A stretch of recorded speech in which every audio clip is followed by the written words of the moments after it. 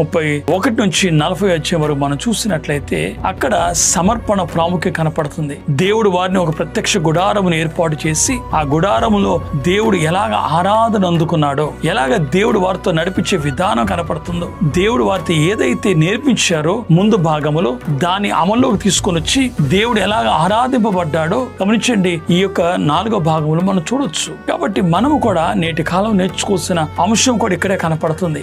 దేవుడు మనకి ఏదైతే నేర్పించారో, దేవుడు ఏదైతే మనకు బోధించారో వాటిని మనం దేవునికి ఆపాదించకపోతే, దేవుణ్ణి ఆరాధించకపోతే మరి ఏం ప్రయోజనము? గనుక దేవుడు మనకిచ్చిన వాక్య గ్రంథాన్ని బట్టి అనేక సంగతులు దేవుడు కూడా మనకు బోధిస్తూ వచ్చారు. ఇశ్రాయేలు బోధించిన దేవుడు సువార్తలలో కూడా, నేటి కాల నూతన నిబంధనలో కూడా అనేక సంగతులు ప్రభు నరుడికి ఈ లోకానికి వచ్చి బోధించారు. ఆ బోధను అనుసరించి మనం ఒకవేళ దేవుని ఆరాధించగలిగితే నిజముగా మనం ధన్యులము అనే సంగతి నేను జ్ఞాపకం చేస్తున్నాను. ఇశ్రాయేలు కూడా దేవుని ఆరాధించడం నేర్పించారు కనుక అది ప్రయోజనకరంగా కనపడుతుంది.